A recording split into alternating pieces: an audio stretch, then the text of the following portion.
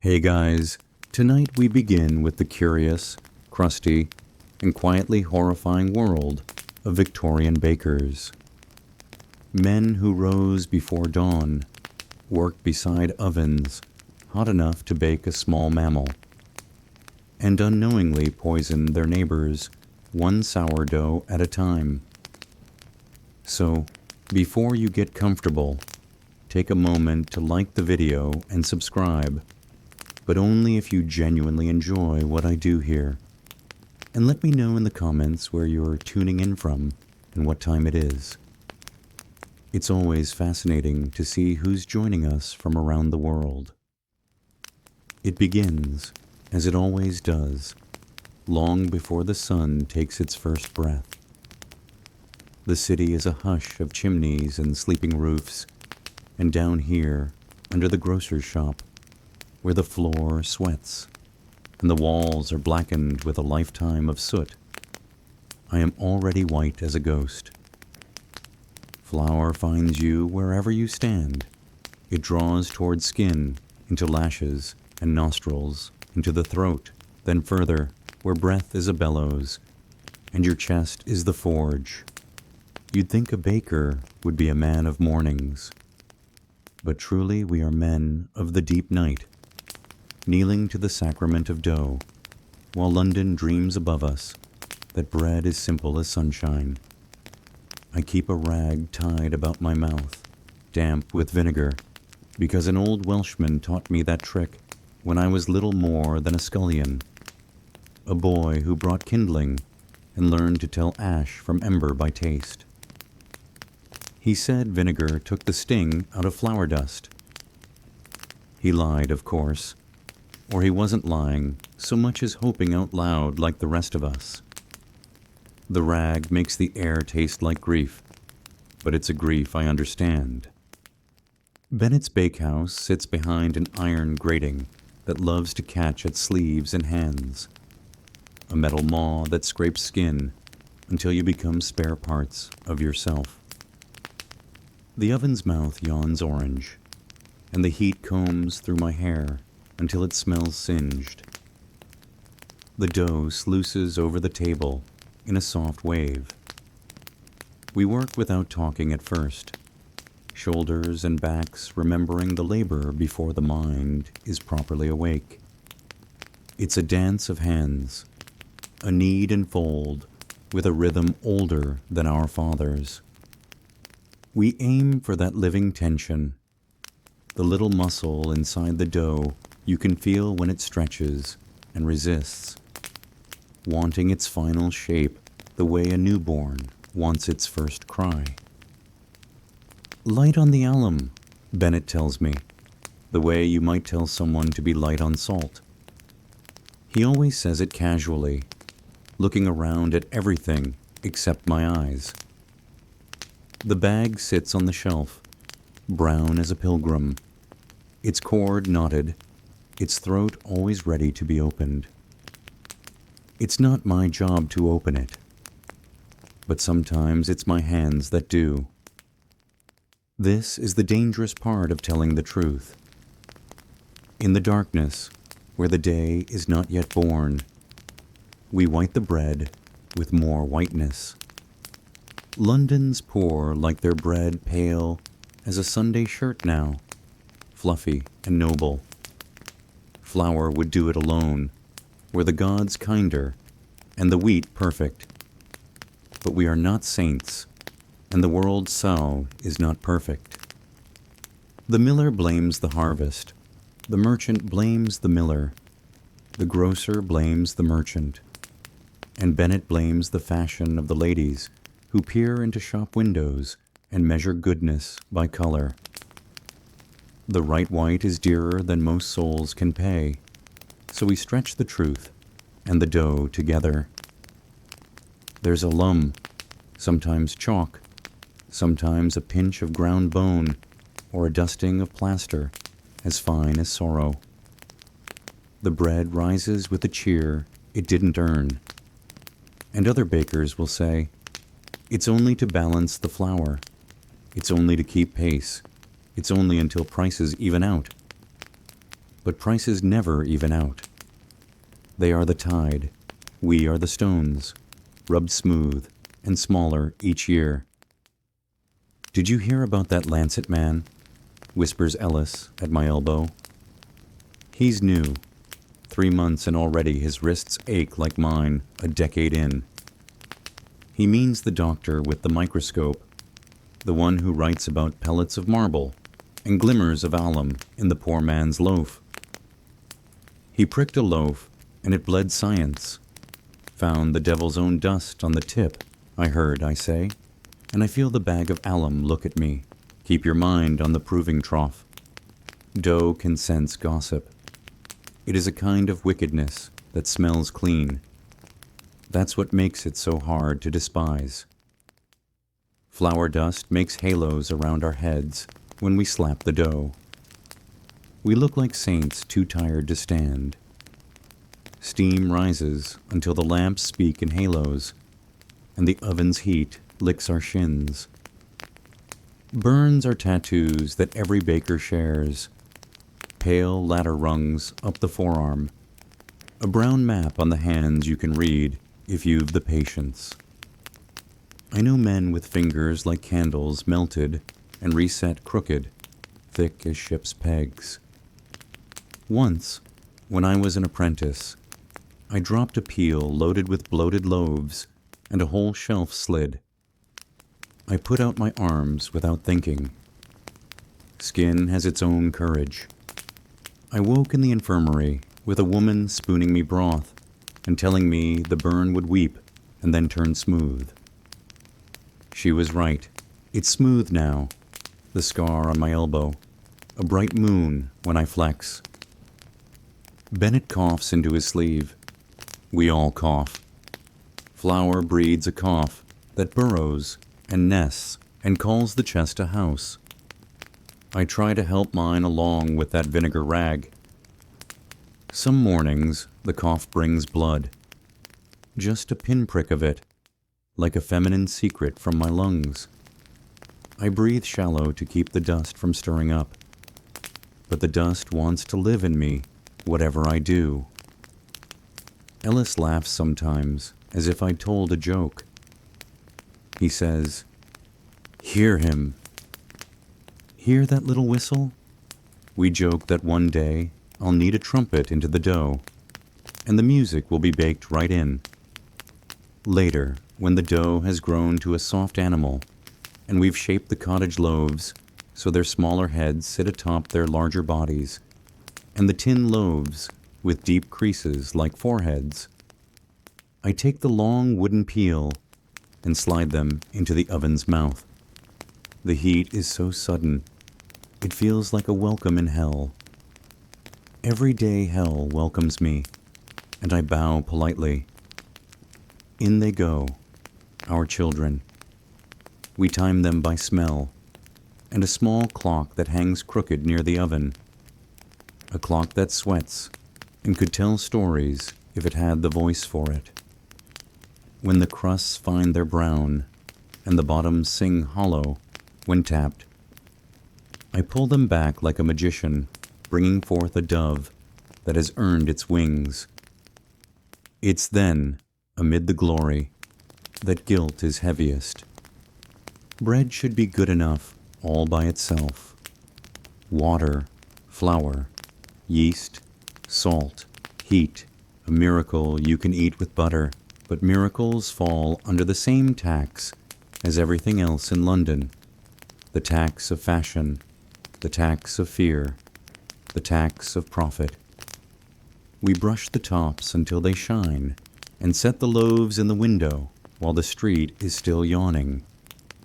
Customers will come, maids with baskets, mothers with children, whose noses press to the glass, a gentleman cook who buys 4 tin loaves and pretends not to look at the flour that coats my eyebrows, as though I were starlit. "Thomas," Bennett says, his voice mild and hard as a loaf that cooled too long, "you'll take the barrow to the workhouse today. They've an order of 2 dozen cottage, 3 dozen tin, a tray of baps. Be pleasant to the porter. He's the sort of pig who counts the apples while you're still planting trees. I nod. I have 2 hands. I have my back.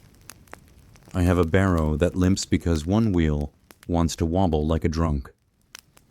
I tie a scarf tight to keep the flour in me and the London grime out. It fools neither, but it gives me the little comfort of pretending I decide what enters my body. Above ground, the morning has made a reluctant agreement to begin. We are near Holborn, which means carts and curses, and the smell of horses thick as stew. The sky is a lid that never entirely comes off. The city runs on steam and soot, on promise and threat, and the fog keeps secrets for coins. I push the barrow down the lane, over cobbles slick with the city's tears, past a boy who's all eyes and elbows, and offers to polish boots with a rag that used to be hope. There's a girl in a doorway wearing a red ribbon that began the night as a romance, and now is simply red. Children chase the barrow. They always do, because bread draws the body like a bell draws worship, and I'll pretend I don't see the hands that reach and pinch if I can. But if my heart is foolish, which it often is, I'll turn my back and let one loaf vanish the way a coin sometimes slides from magician to urchin.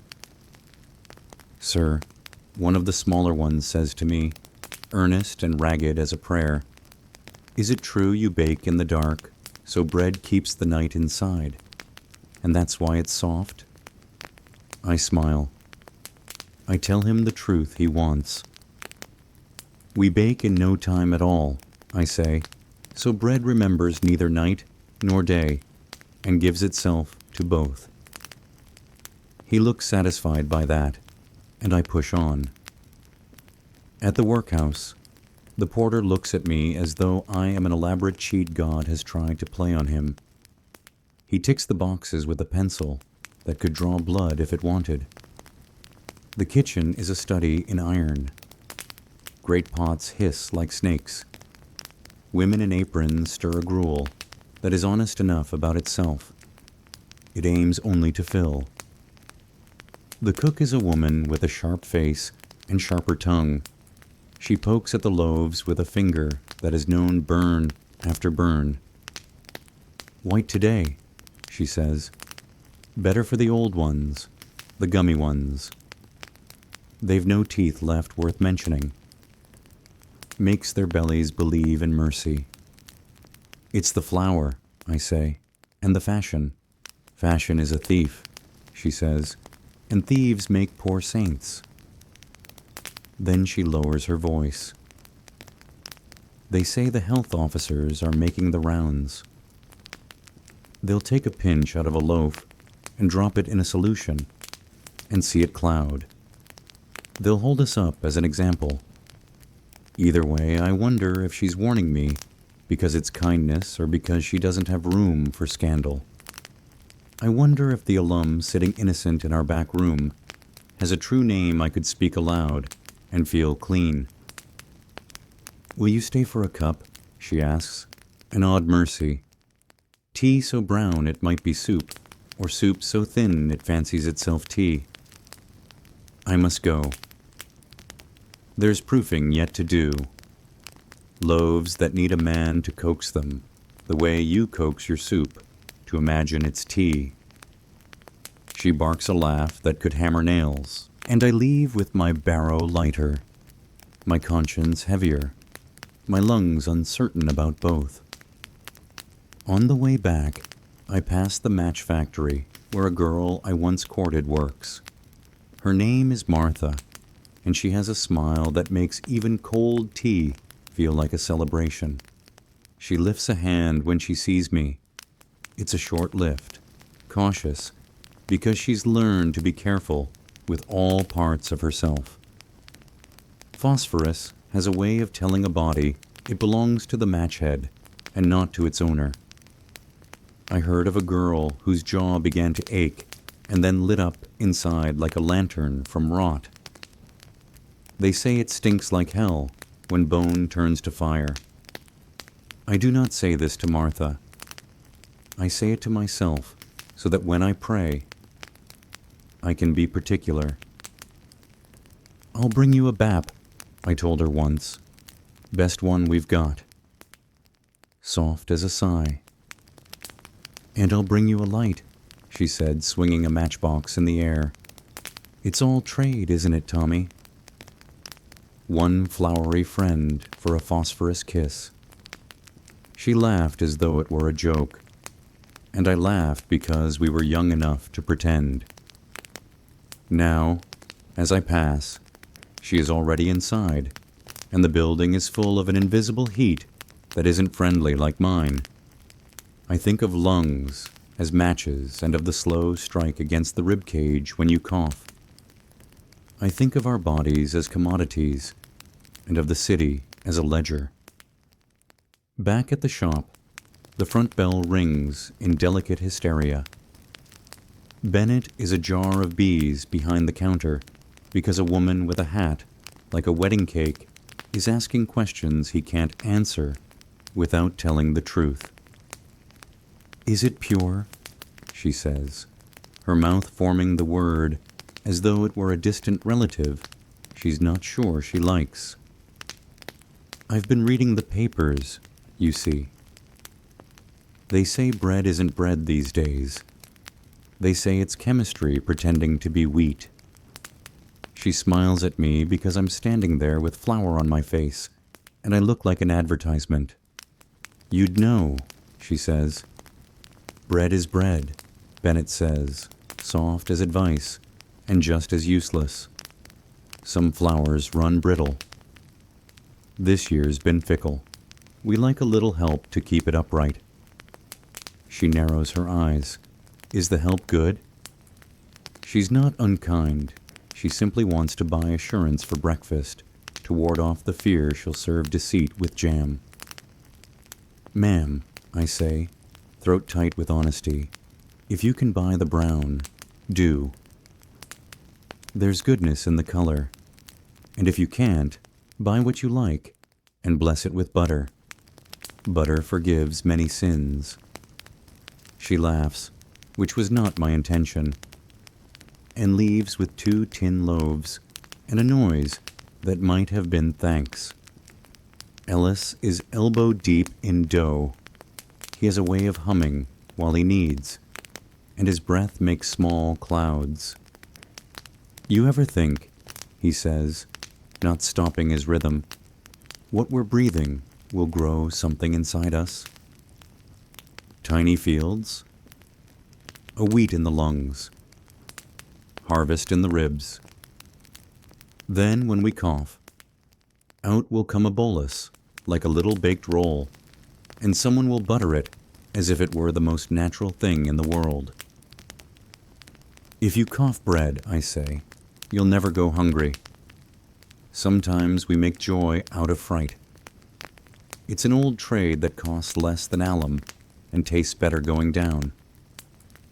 That afternoon, I collect the empty sacks from behind the shop. They smell like sleep and mice.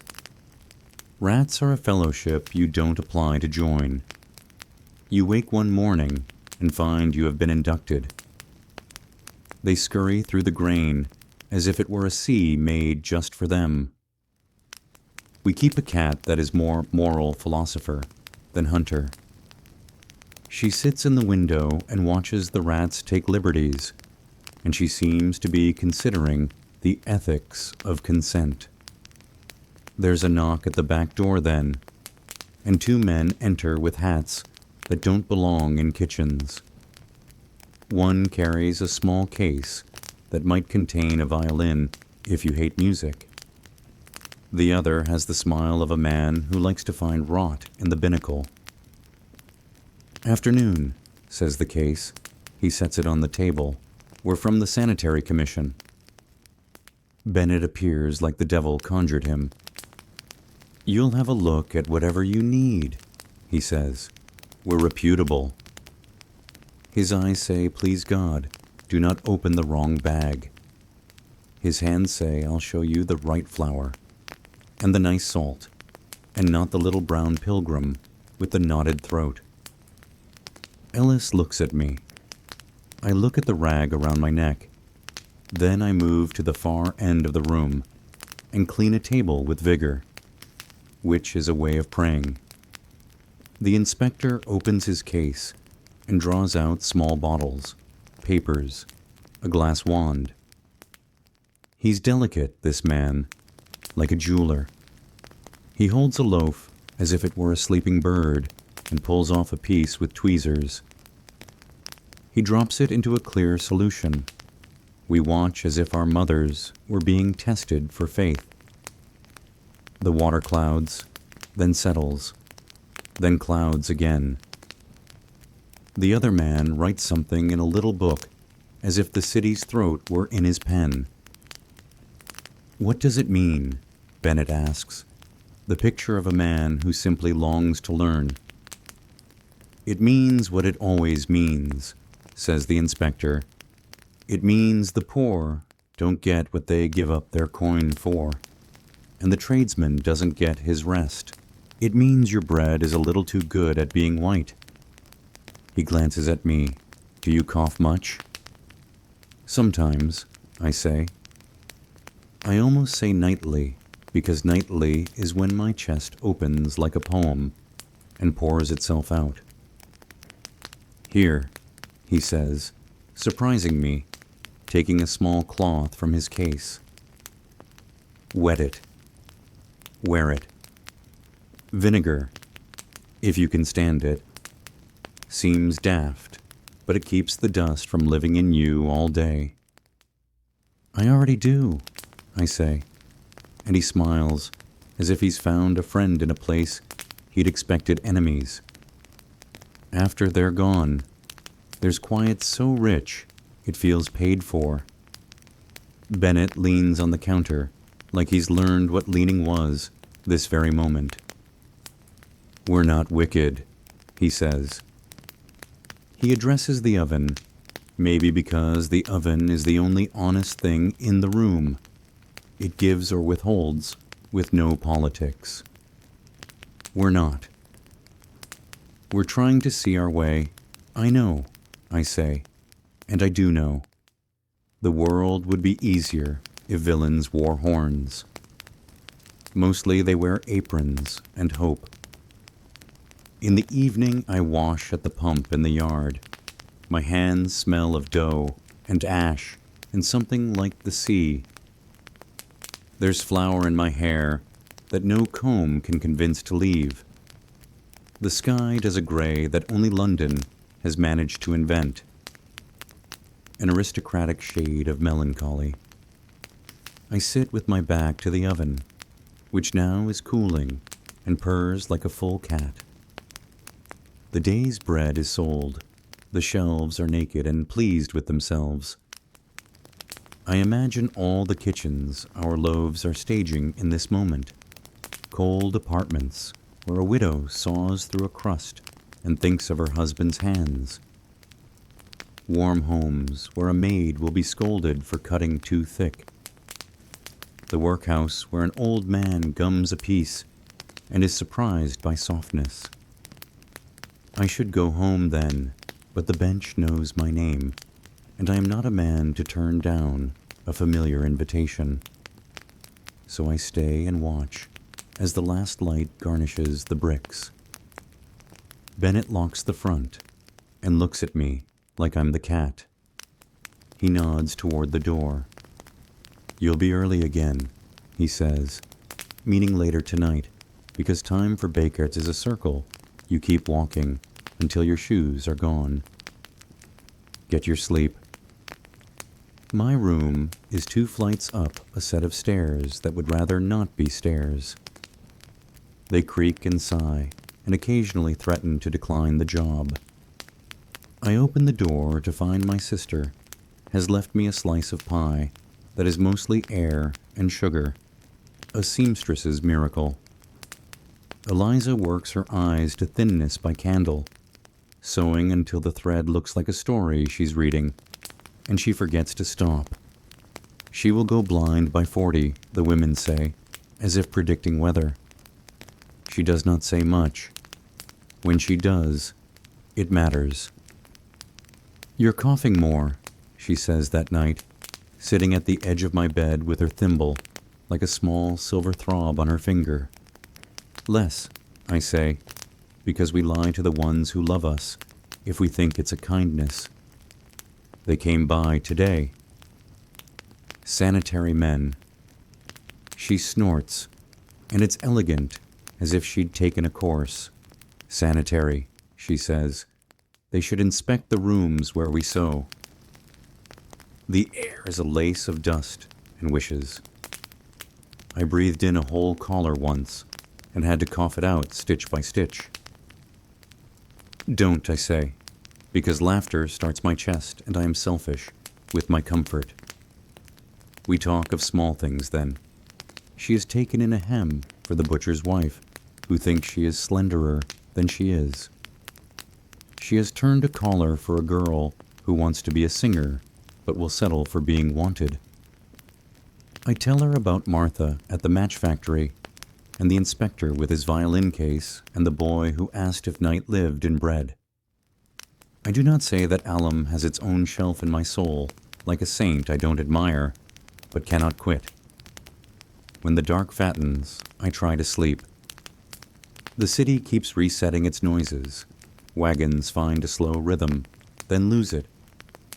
Someone sings one floor over. It might be a cradle song or a hymn. My lungs have decided they are clockmakers and must work late.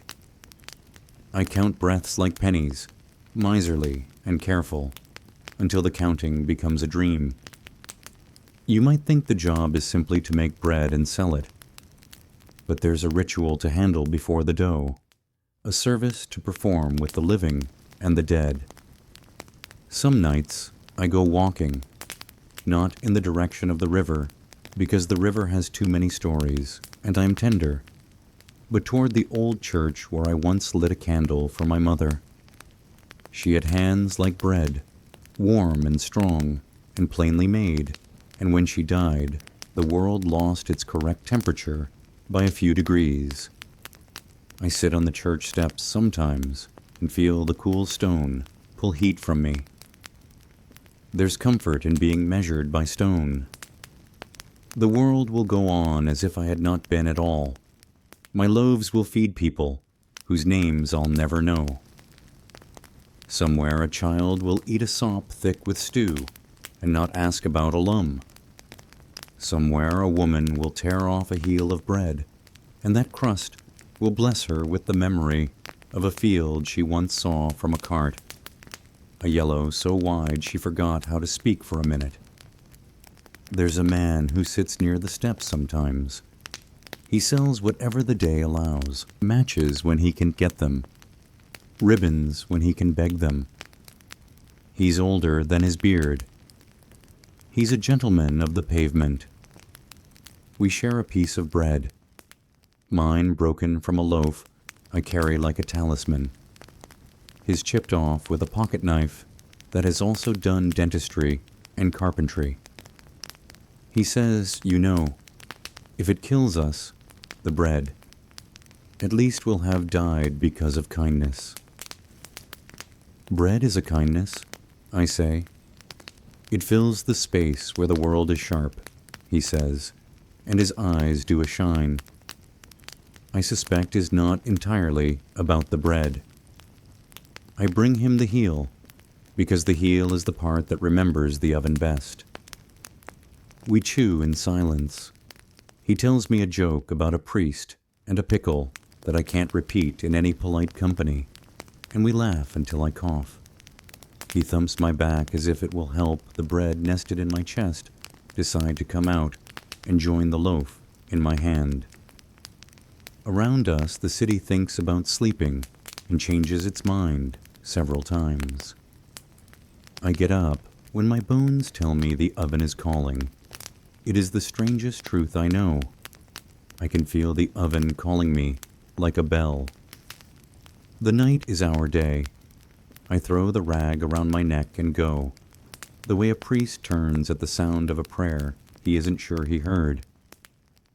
On the way back, I pass a street where once, years ago, a little riot grew like mold. Bread had gone dearer in a week. War, weather, greed, who knows which god commanded it, and the mothers decided that they would rather be damned for noise than damned for submission.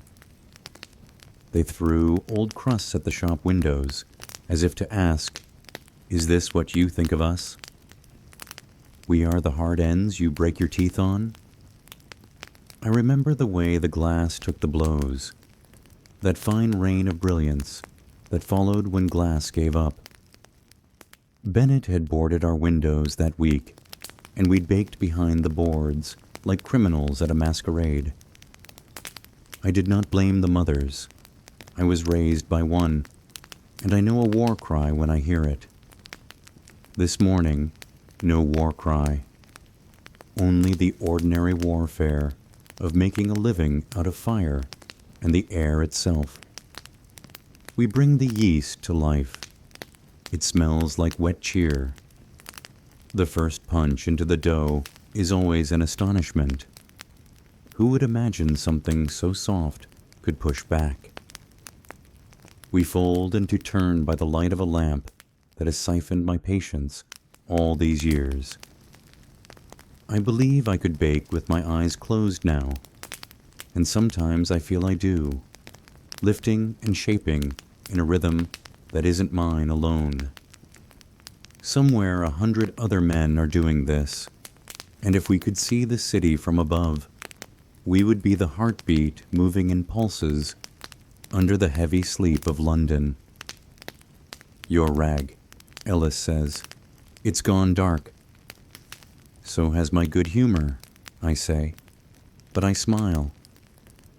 He has a way about him, something spring-like even in winter, and when he hums, I hum too, and soon the bakehouse is an odd choir that no one would admit to loving, but anyone would miss. Midway through the batch, there's a shout. Not anger, not fear, but that sharp sound men make when pain arrives like a surprise guest.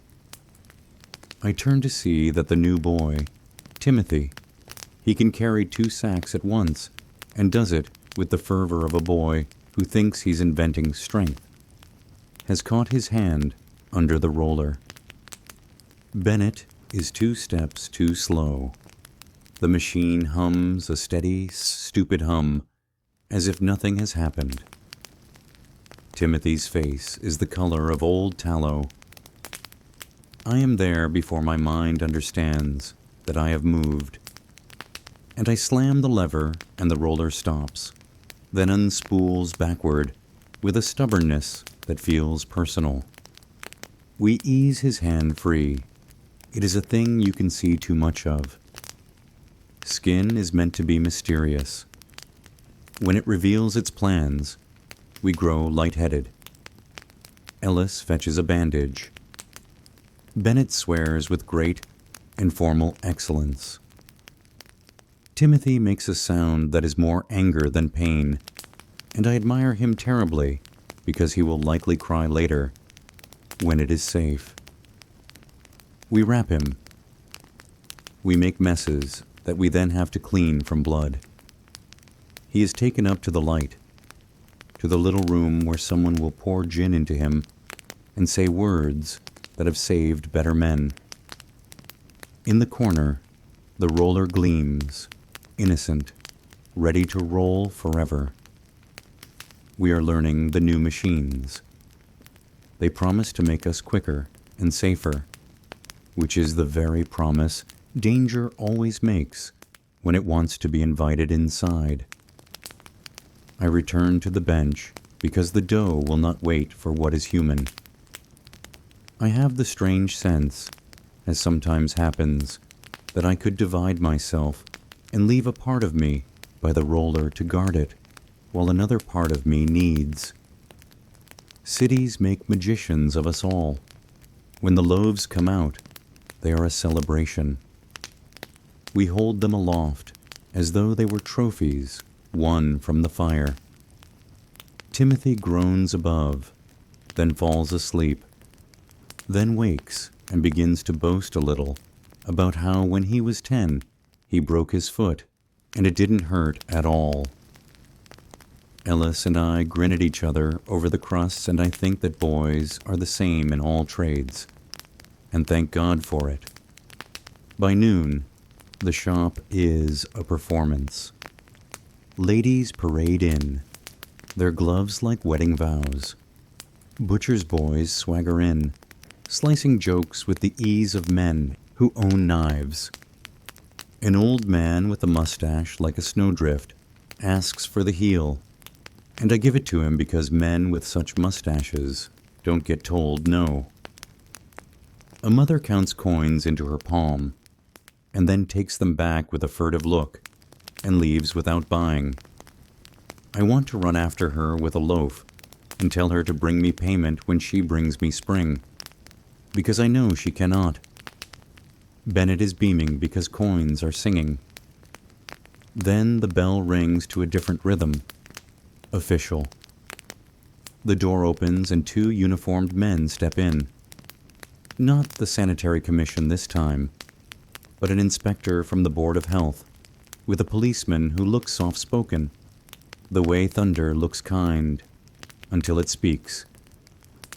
"We've had complaints," the inspector says. He doesn't sit, as if sitting would forgive us something. He looks at the loaves as if they were files in a case he's been working. "We are a respectable house," Bennett says again, wearing the word respectable the way a man wears his only good coat to church in summer. "We'll have a sample," the inspector says, brisk. He pulls a little knife that is almost a gentleman and cuts a neat slab from a loaf. He wraps it in paper and seals it with wax. He labels it with a pencil that delights in being permanent. "We'll be in touch." If he expects tears, he does not get them.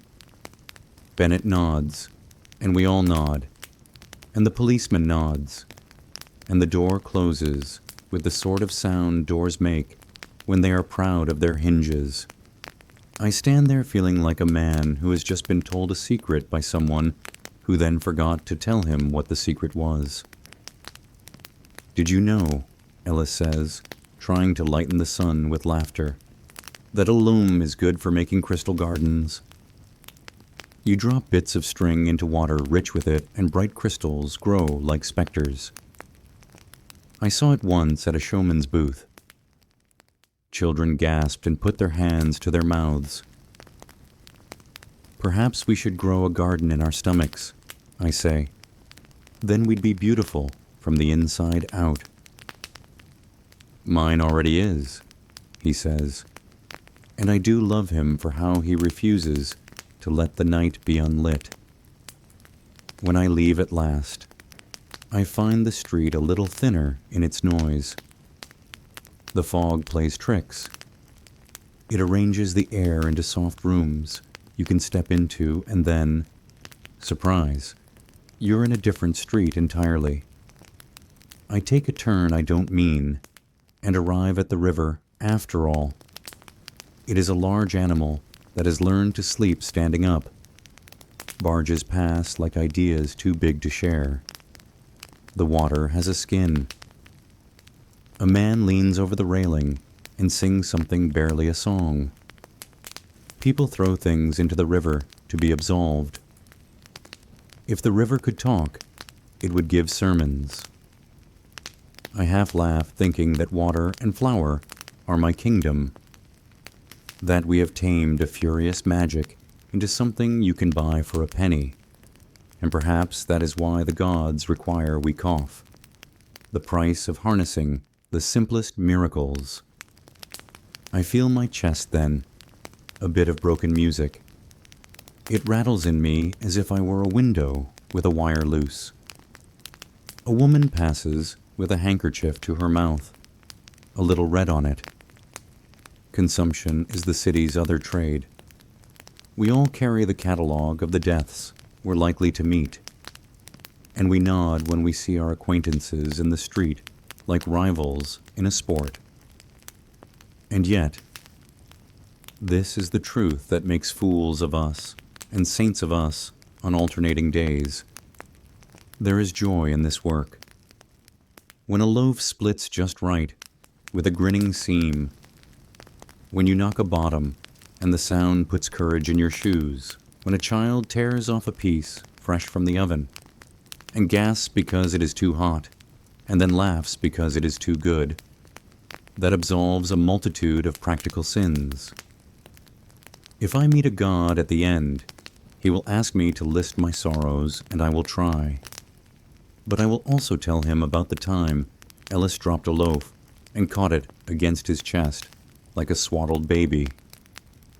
About the woman who wrote us a note thanking us for saving her husband's life one morning when he'd decided not to go on, and then smelled toast and changed his mind. What a ladder bread is. People climb out of holes on it every day. The inspector comes back in a week and says very little. He is tired, like a man who has argued with the weather and lost. Bennett pays a fine quietly, and we rearrange the shelves so that the brown bread sits proud and visible, and the white sits behind like a blushing cousin at a dance. I mix less alum. Bennett pretends not to notice, and customers begin to say they like the brown, that it tastes like something instead of like a memory of itself. Sometimes the world listens to its better angels because a man in a hat charged a man in an apron 10 shillings. I go to see Martha on a Monday, because Mondays are gentler to flirtations. She is a little paler, which is to say, the city has kissed her a few thousand times more since I last saw her. We sit on a step with our legs not touching. Do you think, she says, we are all being changed into something else? I mean, under our clothes and inside our bones, the factories are making matches of us, and the ovens are baking us. And one day we won't need our jobs, because we'll be the jobs. I think, Ade, because honesty is the only coin I have that hasn't been adulterated, that we are already a little less ourselves than we meant to be, and a little more what we do. I fear it, and I am proud of it. She looks at my hands, and I look at hers.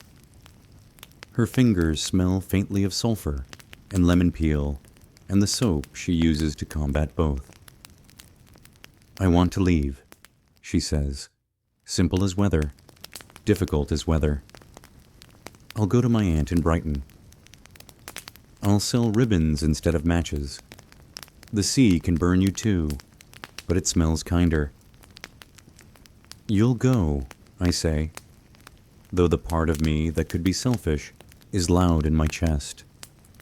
You'll be fine mats of sand and wind, and I'll come once and bring you a loaf so salt from the journey it will make your eyes water. You, she says, teasing back toward what we have, you'll never leave your oven. You're a moth with a very specific moon. Then I'll send a boy, I say, and I'll fold a note into the crust. Don't put alum in it, she says, and we laugh.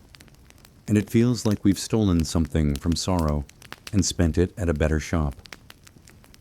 When I need that night, I think of the sea. I press blue into the dough, as if I could, and watch it rise, my hands remembering the shape of waves they have never truly touched.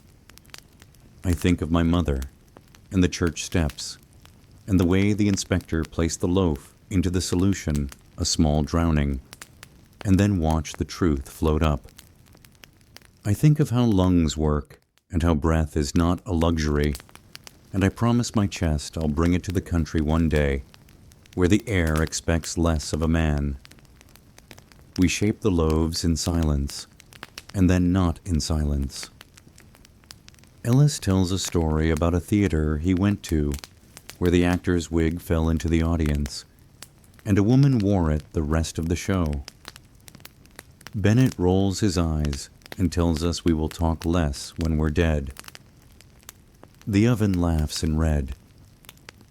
When morning works its thin fingers into the bakehouse, I stand at the door and look out into a city that will never love me the way I love it, but that lets me love it anyway. The smell of bread goes out into the street like a herald, and people follow their noses.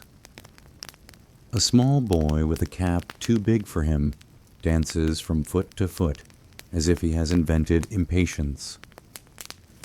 An old woman looks at the loaves as a painter might look at a sky.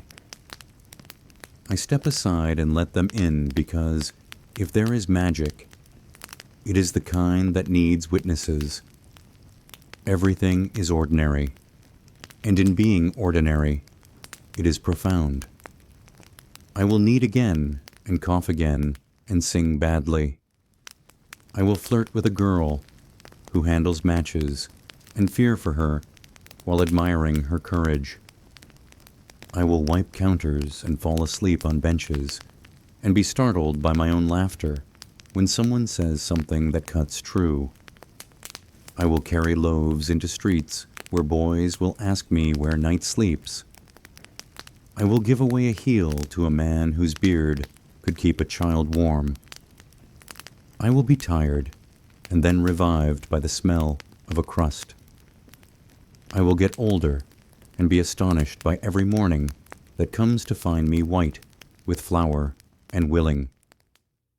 And if I die a baker, as I likely will, I hope someone will remember that I tried to make good bread in a world that didn't always want goodness, and that sometimes I succeeded, that I learned to use less of what whitened for the wrong reasons, that I loved a city that coughed and sang, and that I learned the names of the men who came with cases, and that we were gentle to each other because we knew, all of us, that people are trying as hard as they know how, that I found hope in a brown loaf that didn't lie about itself, and that I once told a child the bread held neither day nor night, but both, and that he believed me enough to eat it warm and dance.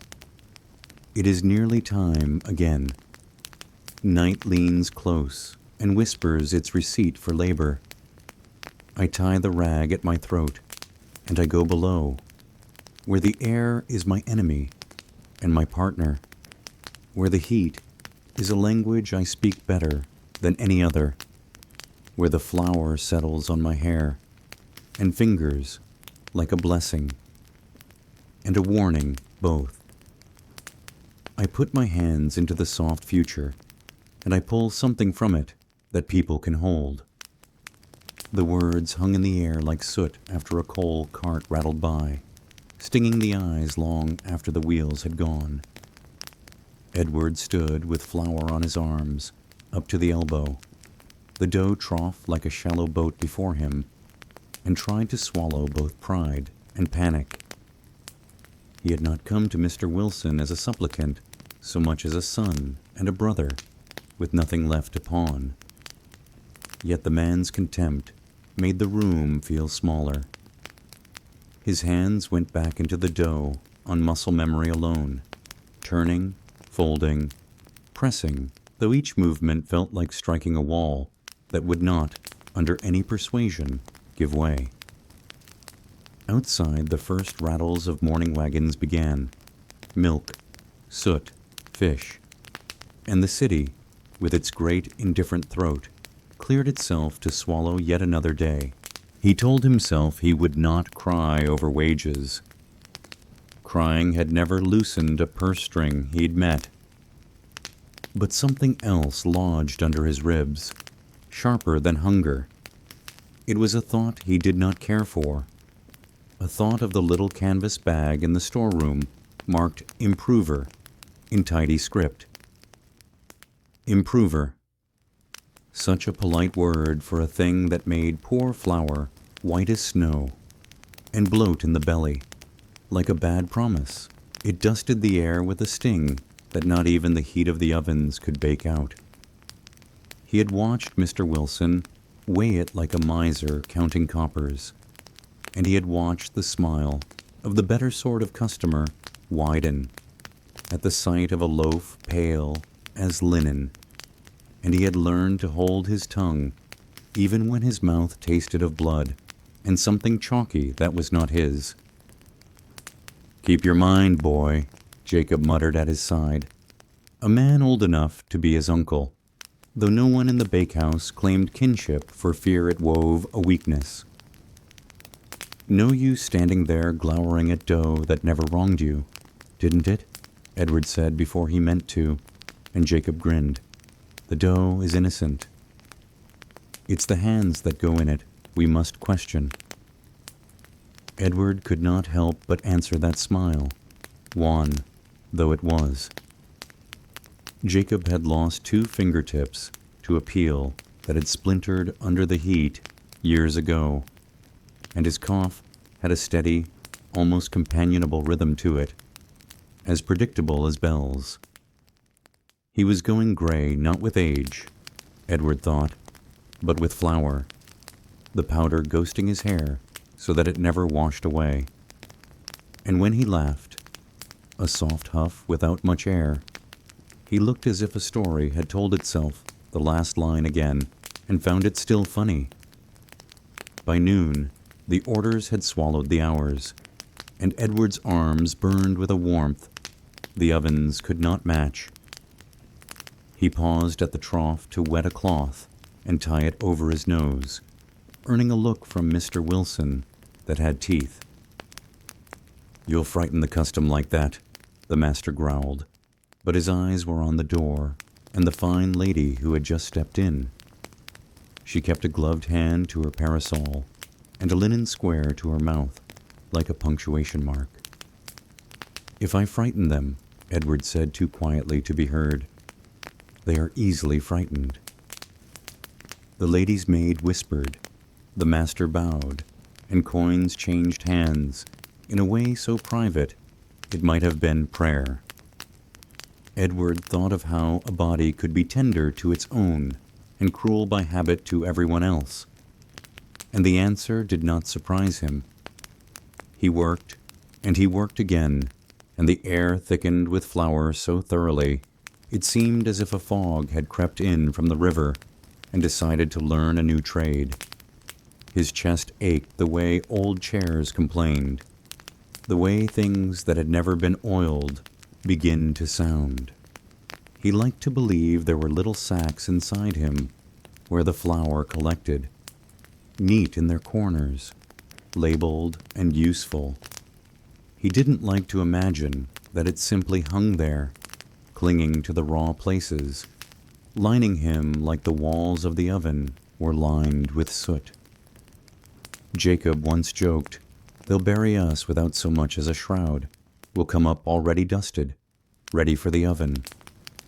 And everyone laughed too brightly, because if you did not laugh, you might have to think. By dusk, the day had lost its appetite for mercy.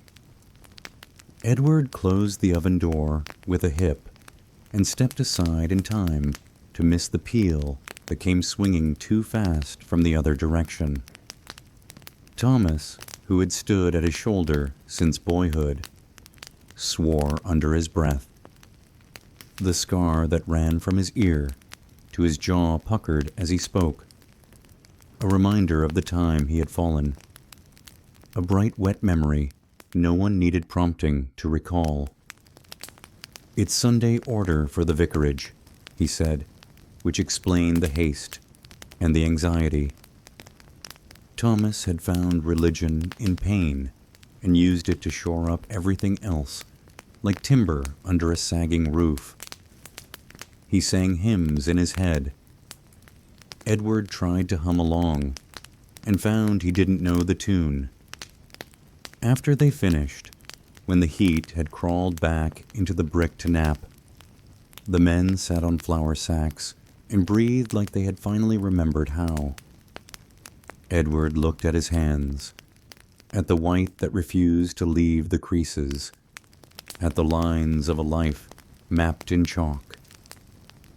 He thought of Eliza at home, of the tiny tremors of her fingers as fever took its small taxes, of his mother's gaze when she looked over her and measured how much coin an improvement cost. The room tilted, and he steadied himself with a joke, because jokes held walls up as well as any propping stick.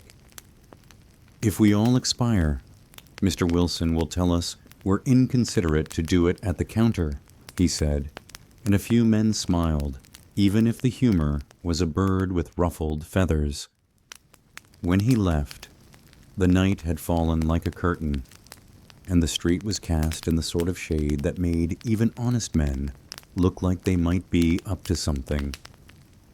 He kept to the middle of the road as best he could to avoid the spill and rot that collected at the edges. As he turned the last corner towards the little room he shared with his mother and Eliza, he saw a figure sitting on the steps, a shawl around shoulders too narrow, hands wrapped in a faience of darkness. She stood when she saw him, and he saw that she was young, with eyes that had learned to be older in a hurry. In the light from the street lamp, her jaw seemed slightly fuller on one side, as if she had held a coin in her cheek for too long. "Sir," she said, and the honorific startled him. "Are you Edward Hale?" He straightened. "I am." "Ada Hargreaves." She held out a hand. He hesitated because hands these days were a map of work, and his had no time to be ashamed, and then he took it. "They told me at the mission you bring bread when you can." "Who told you that?" he asked, though he knew. People told people what they needed to hear, or what they thought they deserved. A woman who sits in the back pew and prays like she's counting. We help at the soup, and the vicar's wife says we oughtn't to ask for more, but I don't see how asking keeps a child from wanting. Ada's words ran like a brook, quick and clear, and more generous than the stones it had to move around. "There's a meeting tomorrow just after midnight, about the nights, about the boys and the air, and the way men die. Will you come?" He lifted his hand to his mouth and tasted flour on his knuckles. "Meetings take time we aren't paid for."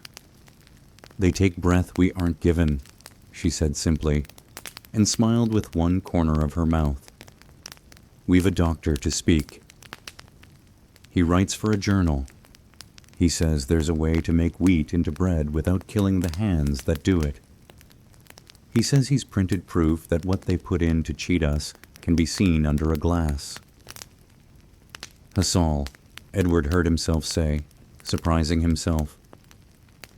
Jacob had mentioned the name with the reverence of a man who's never met a saint, but will settle for a scientist. He writes of chalk and plaster and poison dyes like they were stories and people listened. "He makes truth a picture," Ada agreed. "Come, if not for your own breath, then for the girl you buy broth for." She did not wait for his answer, but left as quickly as she had come, like a good idea at a bad time. He went upstairs. He sat with Eliza until her breathing evened out and then spiked again, and he fixed the blanket that could not possibly be the right weight for any season, and told himself that at least she was here. At least the door still had a latch on the inside as well as out. His mother asked no questions because questions cost more than answers. They ate quietly. He did not tell them about the meeting. Hope could be mean if you handed it around without a plan. The next night, burnt around the edges with fatigue, He went anyway. The room over the mission smelled of stewed cabbage and old boards, and the sort of sighs that had accumulated on chairs long after their owners had stood up. Men with flour in their hair and on their cuffs crowded together, a congregation of ghosts. There were women too, wives and sisters, and the odd friend who had too much sense not to come. Ada stood near the window, which was cracked open to the cold, as if the night itself might contribute some oxygen they were not owed. A man with spectacles pushed up on his forehead so that they served as a sort of second thought stood at the front. He was thin, in the way people get when they forget they own a body. Dr. James Harvey, someone whispered near Edward's shoulder, and though that was not the name he expected, the face had the same fierce absence of patience for lies that any honest man wears when confronted with a room of folks he'd like not to disappoint. The doctor held up a small glass phial with a white sediment at the bottom. "This is alum," he said simply. "A fine salt. Tasteless if you do not know how to taste. It binds to the tongue and tightens the throat and gives a feeling of dryness that some mistake for freshness. It makes poor flour pretend it is better than it is. It is in your cupboards because you are told customers like their bread white as their lies." A ripple of laughter, then a silence. "You breathe flour, fine, raw flour, 10, 12, 16 hours of a day. Your lungs are not ovens. They do not bake the dust into anything but scabs. You cough because your body is trying to push out what it can no longer lift. You cough blood because you are tender inside. None of you are weak. The work is killing you in a way so slow it can be called respectable." His voice did not rise. He seemed less angry than unwilling to leave the truth unspoken. "What is there to do?" a man called. Edward hadn't meant to, but the words were his. He felt Ada's eyes on him. "You wet the floor before you sweep, and you use water like it was your last bucket and you are allowed to spill it," the doctor said. "You tie a cloth when you can, and you demand air. A window that opens, a door that doesn't stick, a roof that doesn't turn the place into a kettle. You don't sleep in the bakehouse like a loaf set to prove. You insist on a night off. You say no to the white powder unless you want your child to remember you as a cough that would not stop." He held up another bottle, this one the color of old bones. "And you bring me a piece of any loaf that makes your mouth numb. I have friends who will make the fuss you cannot risk a murmur." Men shifted. Edward felt something loosen in his chest that was not mucus. Ada pressed a hand, quick and warm, to his sleeve, and then removed it as if she had never been held onto anything in her life. When the meeting broke, Mr. Wilson was waiting like a punctuation mark at the bottom of the stairs. He had a way of appearing where men might do something for themselves, as if he could smell independence and hated the scent. "You have time to go to meetings," he said. "Do you have time to work?" Edward did not look away. He realized with a small jolt that he had grown taller than the man while not looking. "I will be in at the hour," he said, careful as a man stepping around a muddy patch in his only shoes. "You will be in now," Mr. Wilson returned, and there it was, the first bite. The orders, "Do not sleep." "My ovens do not sleep. You think you can demand an extra sixpence and then take a night off? I ought to dock you pay for the time it took you to stand there refusing me." "You already do," Edward said, and if it had been a joke, it would have been a better one. Other men shifted nearer, as if it were a fight, and they were a crowd that came free with any entertainment. Mr. Wilson's lips thinned to a thread. "If you don't like it, there are a dozen boys who will take my place," Edward finished. "You have told me so, and yet you have not replaced me, perhaps because a dozen boys cannot do a man's work, and you know it." Jacob's hand, light despite its calluses, found Edward's sleeve. "Come," he murmured, "let the man's pride simmer with the ovens. Tomorrow we bake." They did. In the early hours, a boy named Samuel, with a collarbone like a bird's wing, was told to carry a sack of flour up the stairs. A step had rotted where the woman who cleaned had asked for straw to lay, and been told it was a luxury. The boy's foot went through with a sound like a question answered badly, and the sack split, and a cloud of flour rose with such suddenness that everyone gasped. There was a lamp. There is always a lamp, a spark, a breath, a rush, and the air itself became a flame. People think of fire as a thing that starts somewhere and goes somewhere else. They do not consider that there are moments when a room is all at once a mouth that has been given a hot answer and does not know what to do with it. Edward was thrown against the oven door and felt the heat bite through his shirt and into his shoulder like a dog that had decided to test its leash. For 1 second, he could taste his hair.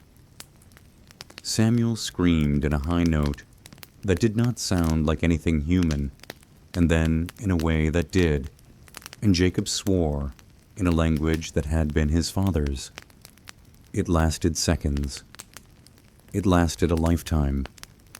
When the air settled back into itself as if nothing at all had happened, the only sound was the little gasps people make when counting what they have left. They put the fire out with sacks and water and curses. Mr. Wilson stood white around the mouth, the way milk collects on a lip if it is not wiped, and said, if you had been careful, it was not clear to whom he spoke. It was clear he had chosen not to apologize to anyone for anything. Samuel's forearms were blistered the way good bread blisters, in little islands of pain. Jacob's eyelashes had burnt to ash. Edward's shoulder, under his shirt, had a perfect oval where the oven had kissed him. He did not look to see the mark.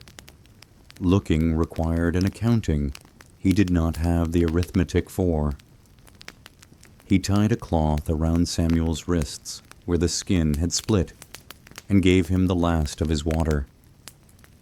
The boy blinked at him as if he had turned water to wine, and Edward wanted to take him by both shoulders and shake him until the world made sense, as if it were a rug that would cough up its dirt if permitted. Mr. Wilson docked Samuel's pay for the sack. There are times a life shifts and you can hear the little click as something lines up or falls out of alignment. Edward heard it that afternoon when he took a loaf to Ada's mission and saw a girl with a swollen face cradling her jaw as if it were a baby. Ada knelt beside her with the easy gravity of a woman who had learned against her own will that you could not set the world to rights, only something smaller, like how to keep a cup from spilling on its way to a mouth. "What's happened?" Edward asked. "Phosphorus," Ada said, not looking up. "Matches." She works at Bryant's. They tell the girls not to complain until their jaw rots. Then they dismiss them for frightened their fellows. Edward thought of the night he had decided he was lucky to be a baker because the dangers were the kind he could see and dodge. The oven door, the slick floor, the lamp placed too close to where flour made a cloud. He thought of Ada's mouth, tilted as if to say she had been surprised too often to remain so. "Do you eat?" he asked the girl, and when she shook her head, he tore a piece of the loaf and softened it in broth and waited until her mouth allowed it.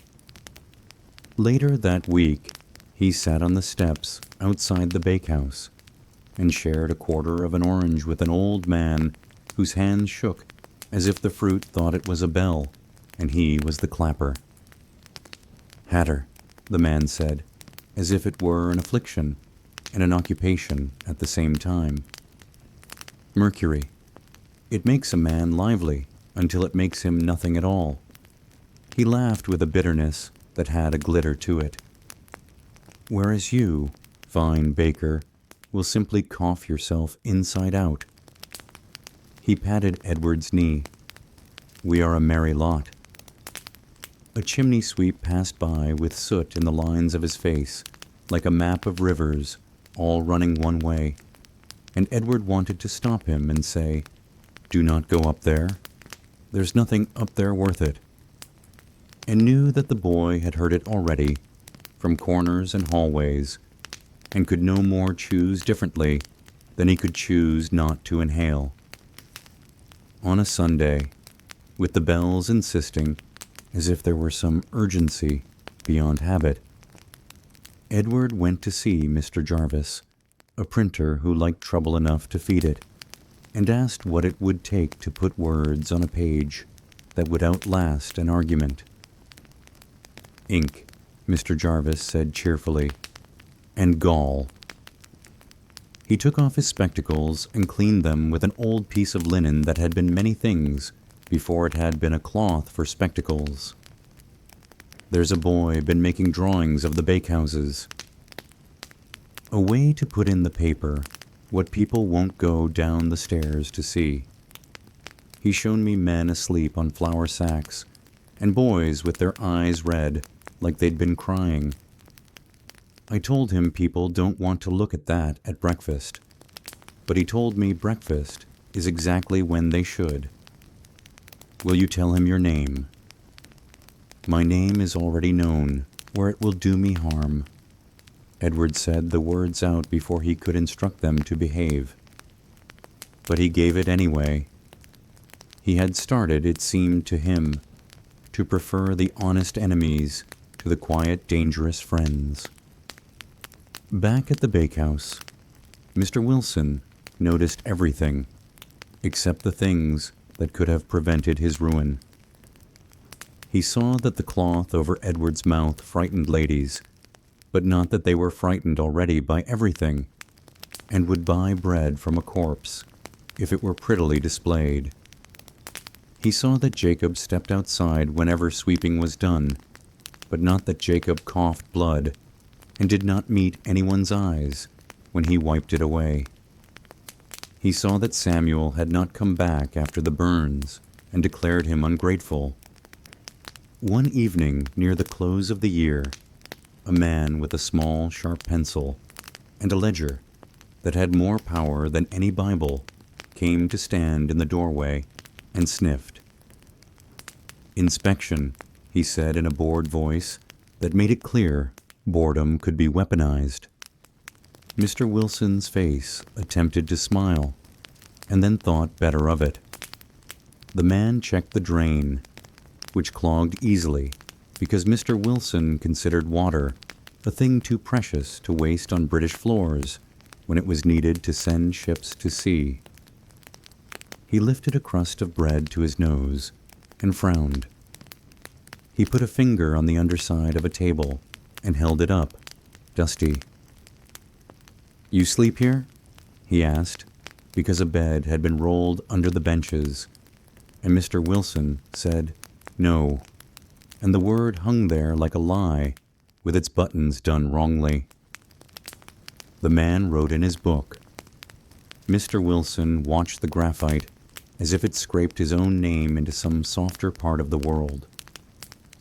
When the fine came, it was not ruinous. Ruin wears a more dramatic coat, but it bit where a man least wanted to be bitten, his pride and his pocket. Mr. Wilson paid, grumbling as if he had been asked to fund a war he disapproved of. And then he found the money the easy way, in the places nearest to him. His men's pay, their bread, the shore leave of a boy who had asked for an hour. He told Edward that if he did not like it, he could show himself the door. Edward had reached the age where removing himself from places where he was not wanted was a new skill. Like learning to whistle. He untied his apron. The manner in which he did so was respectful enough to satisfy even the man who deserved none. He laid it on a hook. He took his peel from behind the oven, where he had tucked the handle into a crack only he knew. He lifted it like a man considering a sword, and then set it over his shoulder, like a farmer going down to the fields. He nodded to Jacob, to Thomas, to the space where Samuel had been. He did not wait for the apology he knew would not come. He walked out with his lungs burning, and the happy knowledge that once you have stood outside a door, you have left. It can no longer be used to hold you. There was work to be found in other cellars. For a while he stood in a basement, so low, a tall man could knock his forehead on the beam, and do so as regular as a clock. The master there was so pious, he could sin without noticing, and believed himself blessed. He paid in pennies that felt like insults, and he made the men sing hymns while they kneaded. It did not make the bread holier. It did not do anything but put a prettier sound over the usual grunts and stifled coughs. Edward did not last long there, because his shoulders had learned the shape of refusal. When he left that, he did what a man sometimes must. He began to bake where there was no master. He and Jacob, who had run out of patience before he had run out of breath, found a room above a coal merchant that had a window on the side that the wind favored, and a rickety table that could be made steady with a slate under one leg. A friend of Ada's, whose hands were so deft she could pinch a pie into a flower, convinced a cousin to lend them a brick oven out back that had been used for nothing more dignified than drying apples. They cleaned it until the soot stopped coming off. They whitewashed the walls until the room looked like a promise. They bought flour that had more integrity than it might have, and less than they wanted. They did not buy alum. It is a marvel, the way a smell can make a place feel like it was always meant to be what it is now. The first morning the oven behaved and took in heat the way a tired man takes the first breath upon waking. Edward cried and laughed, and told no one which was which. They sold their bread not in loaves that pretended to be something they were not, but in honest rounds and tins that admitted their color, and wore it like a decent coat. They told people at the market they baked with patience and not with powders. Some believed them. Some bought out of curiosity and did not return. Some came with children and then came again. Ada stood on a stool because she was short and shouted the prices as if her voice were a bell. Pure flour, she called. No tricks, no chalk, no cleverness where you don't want it. A woman laughed and said, "Clever bread is the worst kind." And Ada declared it a truth and wrote it on a scrap of paper and said she would wire it to the printer so it could be a slogan. With money that came like a shy friend and not the parade a man might wish for, Edward took Eliza to a doctor who did not count their poverty against them as more than 2 points. She had a cough of her own now, sharper and drier, and the physician spoke of draughts and diet and the way the winter set into bones it liked and made a home. He wrote a prescription that Edward could pay for in 2 days, or 2 more hours of work, if he did not sleep. Edward did not sleep. A winter rained its habits on them. Men came who had read Mr. Jarvis's paper and wanted to stand in a place where the adverts had told them better things might be done. They began to wet the floors before they swept, not as a ritual to give themselves the illusion of control, but as an actual practice that changed something that had needed changing. They opened the window even when the wind was poor company.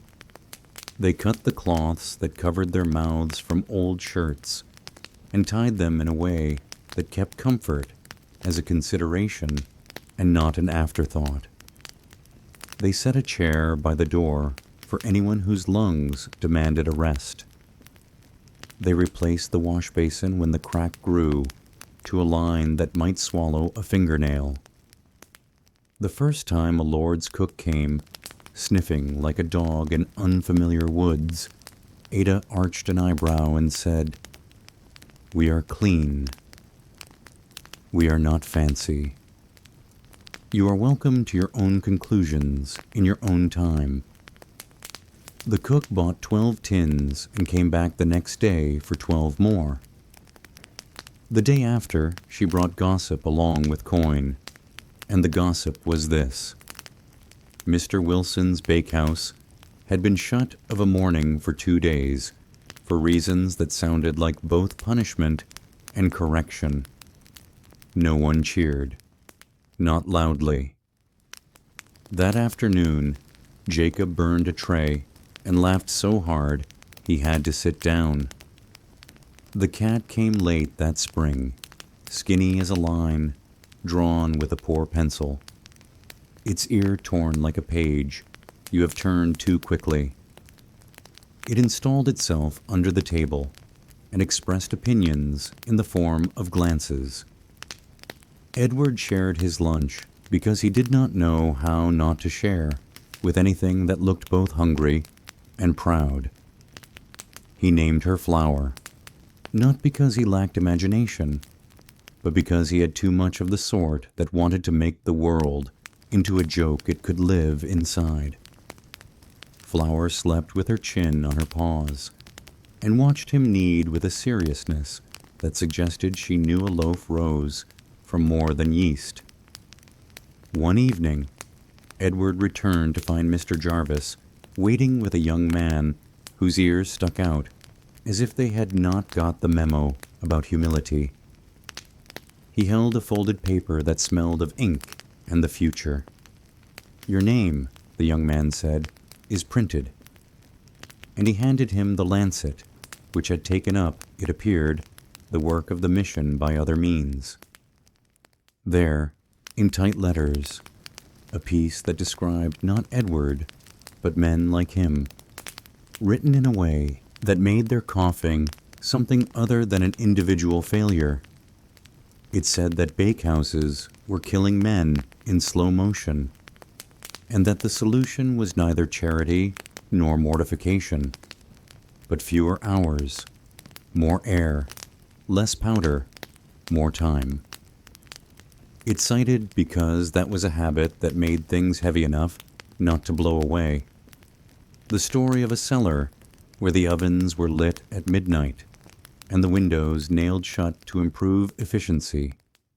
And it concluded with a sentence Ada read aloud and then giggled over like a schoolgirl.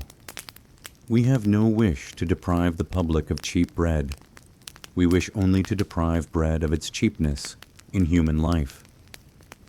"People will shrug," Mr. Jarvis warned, but his voice was alight. People shrug at everything that isn't their own back. But enough won't. That's the trick. Enough won't. In that same season, at a meeting under gaslight that made everyone look both kinder and older, Edward spoke without notes. He did not tell the story of tragedy, because everyone knew it. He told the story of hours. He told the story of Sunday mornings spent leaning against a door, waiting for it to open, because you had forgotten what it felt like for a day to belong to you. He told the story of lungs that were not a moral failing. He said he wanted to live long enough to be embarrassed by something other than poverty. The room laughed where it should, and breathed where it had forgotten how. A constable came once and stood examining their window, as if it had offended him by letting in too much air. "Noise complaints?" he said absently, and Ada asked from whom, and he named no names, because names can be problems. He left with a loaf tucked under his arm, and an expression that said he would be back, and he would like not to have to be. Edward gave him a second loaf for his mother. It is difficult to hold a grudge and 2 loaves at the same time. Eliza's fever receded like a tide you wanted to believe would always stay out. On a day ripe with heat, she came to the bakehouse and sat by the window with a book that had more pages than stories. She liked the way words felt, even when they didn't carry her anywhere yet. "When I am strong," she said, "you will teach me the dough." And Edward smiled and said he would, and then considered that his lungs might object to the possibility of training someone he loved to stand in a room and breathe flour for a living. But there was a way to make bread without drowning in it. He would make it. They tried sour leaven when yeast was dear. They cultured a starter that they named with too much affection. It bubbled like something alive, and because it was, Edward fed it like a pet and scolded it when it sulked and pretended it could not double itself. He tried longer ferments and found that time did the work alum had lied about. When a woman asked why his bread was darker than the loaf at the corner, he said, "Because this one is honest," and then apologized too quickly, and she laughed and bought 2. There were small victories. A boy came in to sell newspapers and stayed to sweep. He had a mother who worked in a laundry and would come by sometimes with her fingers wrinkled permanently, as if the water had made a claim on her. She would hold the boy's head in both hands for a moment, like she was reading something there, and then she would set him down and say, "Do as they do," and the boy would try to stand like a man who owned the room. Jacob got worse. There is no point gilding it. He woke one morning with a sound in his chest, like paper being torn slowly and never properly mended. Even with the cloth and the water and the window and the new habit of stepping outside when the sweep was done, a body remembers everything you've done to it, and sometimes it presents you with the bill all at once. He refused to die alone. He came to the bakehouse when he should have been in bed, because beds are not kind companions for men who have worked since they were able to argue with hunger. He sat with flour on his knees and told her the plot of plays he had seen as a boy, and she blinked with an attention that made liars of anyone who insisted cats were indifferent.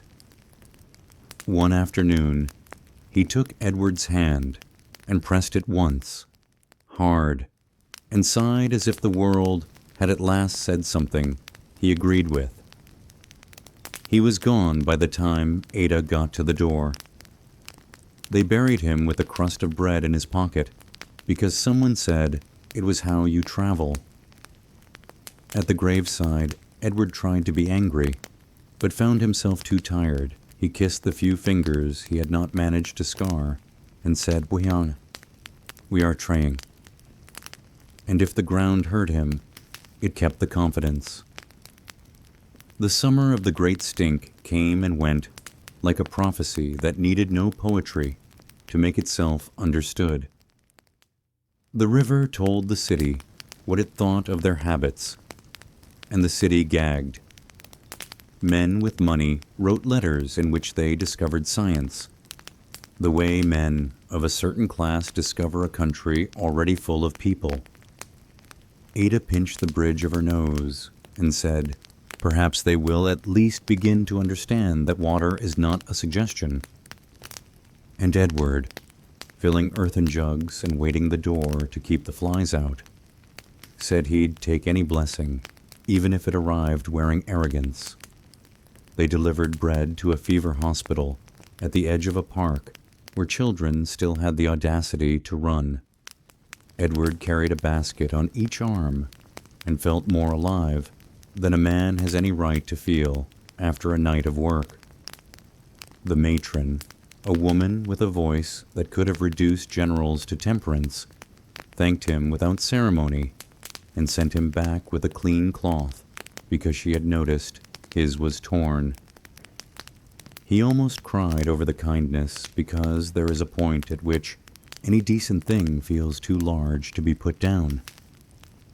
Mr. Wilson, that reminder that a man can be wrong longer than you think possible, found a way to go out of business without admitting he had been outdone by anything as simple as air and water. He blamed the inspectors, he blamed his men, he blamed God, and then he blamed the fashion for brown bread. He did not blame Alam. Rumor had it he took a position at a cousin's shop in another part of the city and carried his temperament with him in a jar. Edward saw him once, years later, at a market, washing his mouth of disappointment with a vulgar little wine. They did not nod. There is a peace in failing to recognize men who have hurt you.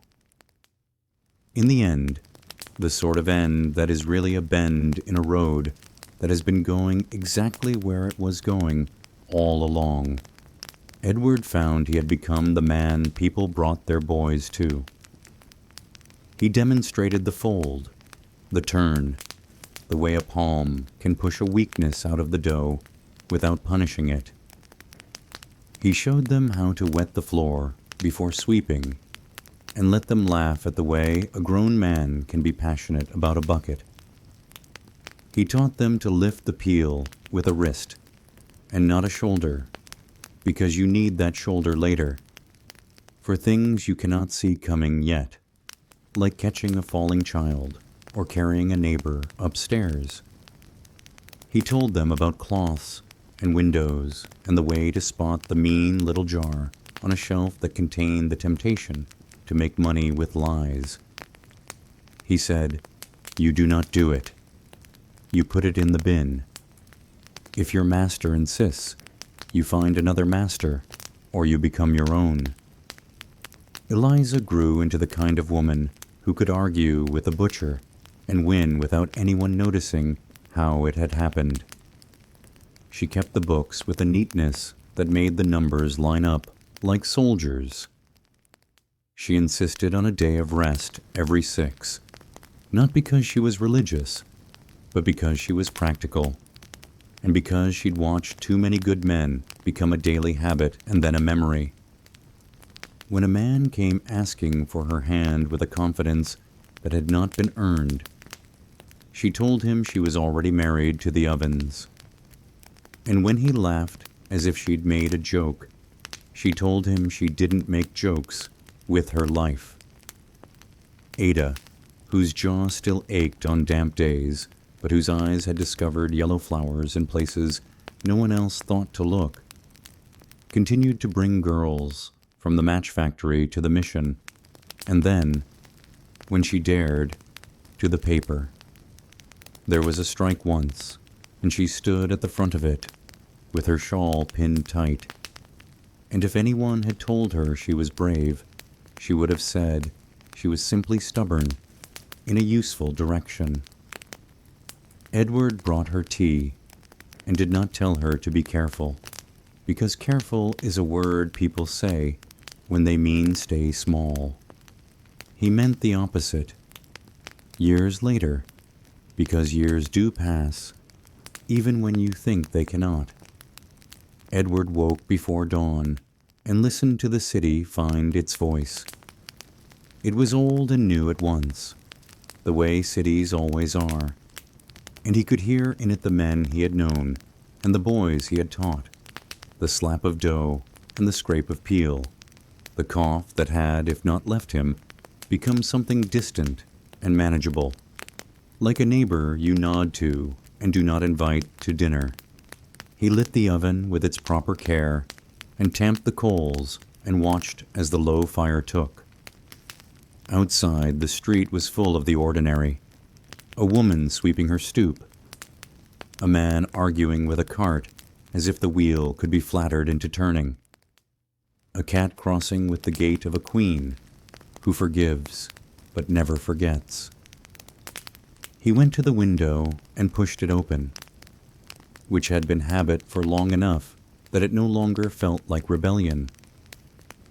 The air came in, cold and clean enough for government work, and he breathed it like a man who had once done without. A boy he did not know stood in the doorway, hat in hand, hair hopeless, as if he had attempted to persuade it, and it had told him it had other commitments. "Sir," he said, and Edward had to smile at the honorific that never quite fit him. "I've nowhere to go, and I can carry a sack without dropping it." "Can you wet a floor without complaining?" Edward asked, because a man must pretend even his kindness has requirements. "Yes, sir," the boy said earnestly. "I can wet anything." Edward laughed then, quick and foolish and necessary. "Come in," he said. "Put the bucket there. Tie a cloth. Mind your eyes when the flour jumps. Keep your hand off the jar that is not there. Mind the cat. Mind your breath.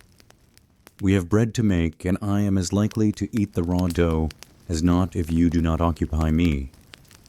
The boy came, and in the sound of his footsteps, in the simple rhythm of work begun again, Edward felt that among the things that had been deadly in his trade, the worst had been the part where he had believed himself alone.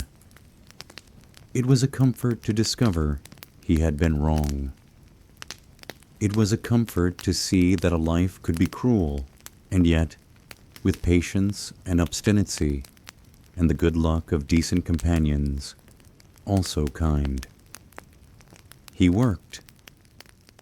He worked in rooms that remembered every effort men had made to improve them, and in the faces of his customers, he sometimes saw the old fear, the old hunger for whiteness at any cost, and he met it with conversation and a peace to taste, and the patience to let them change their minds at their own pace.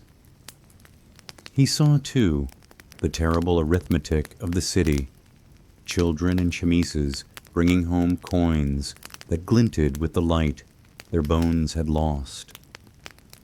Men with hands broken by wheels and named it fate. Women coughing in laundries across tightened lips, and he did the little he could from his small square of the world. He made food, and he made room. He wrote letters when asked. He spoke when told he had a knack for it. Once, at a public meeting in a hall with plaster rosettes fat with dust, a man stood to argue that regulations strangled enterprise like ivy. He wore a waistcoat that had never known a loose button. Edward waited until the man had run down, and then said, "I want enterprise." I want mine and yours, and that boy's and hers too. But I am not trading lungs for it. I am not feeding mine to make you taller. There was a murmur, the sound hope makes when it is pretending to be skepticism for safety, and someone clapped once, like a starting pistol. After, in the doorway, the man in the waistcoat passed him with a nod that might have been respect or indigestion, and Edward considered that he did not much care which. Not every story wraps itself neatly. Not every villain receives a comeuppance worth dramatizing. There are days when the bread comes out wrong, and you are too tired to throw it at the wall. There are mornings when the snow denies you coal, and you make do with heat that is not full enough to give your crust the blistering it deserves. There are nights when the cough returns like a tenant you had evicted with ceremony. There is grief that does not fade. Grief that sits with you like a companion who eats more than his share and won't leave the table. There is also joy in measured cups. Eliza laughing at a joke so poor it should be arrested. Ada teaching a girl to say no. Flower catching a mouse and presenting it with such pride that you praise her like a knight returning with a dragon's head. There is a boy learning to cut a cross on a loaf without tearing it, his tongue between his teeth. And then the look he gives you when he succeeds, as if he has discovered his hands are his. There is a rule written nowhere and everywhere that says the world may be improved incrementally and not by your permission alone. Edward obeyed it. He breathed better because some men had written in a journal and some women had held doors. He ate better because he had refused a powder. He slept sometimes with the taste of clean linen in his mouth because his window opened and because a law no one wrote in blood insisted beds be in rooms where men slept and not where they worked. That such things had taken this long was unreasonable. That they had happened at all was cause, not for celebration, which is exhausting, but for relief, which is sustainable. On a night like any other, after the bench had been scraped clean, and the last loaf sold, and Ada had taken her shawl, and Eliza had turned out the lamp in the back with a smirk that said she had beaten the dark again, Edward stood in the doorway with a cup of water and listened to nothing in particular. He thought of his father, who had gone with the same cough and without the same window. He thought of Thomas, who had found God and pain in the same oven. He thought of Jacob, whose laugh lived wherever Flower now slept, and of Samuel, who he had heard through rumor now worked on the docks where the water killed you differently. He thought of all the deadly jobs that made the city glitter and rot at once. And he made a small, impolite promise under his breath that he would try to put fewer bones under the pavement. He locked the door behind him and went home to his bed, which waited like a harbor, and he slept, not with the pure sleep of the righteous, which he didn't trust, but with the practical sleep of the tired who had done what they could. Morning would come. The oven would need tending. Flower would require flattery. Eliza would scold him for leaving the basin full. Ada would arrive with a new scheme, which would involve pamphlets or pies. The air would come in through the window and make no speeches. He would breathe it anyway, gratefully. In a city that had tried to teach him that breathing was an indulgence, he had made it a practice. In a trade that had once been deadly and would never be entirely tame, he had learned to work without apologizing to his lungs. The sky lightened at the edge, the way felt in your fingers before your eyes consent. London pulled on its boots. Edward lay in the narrow bed for one more minute he did not owe to anyone, and then got up to make the day, which, like bread, rises best when you give it your hands and your attention, and not too much of your fear. He smiled at the ridiculousness of it all, which had sustained him almost as much as bread. And he went downstairs, already tasting the first heel of the first loaf, already ready to share it.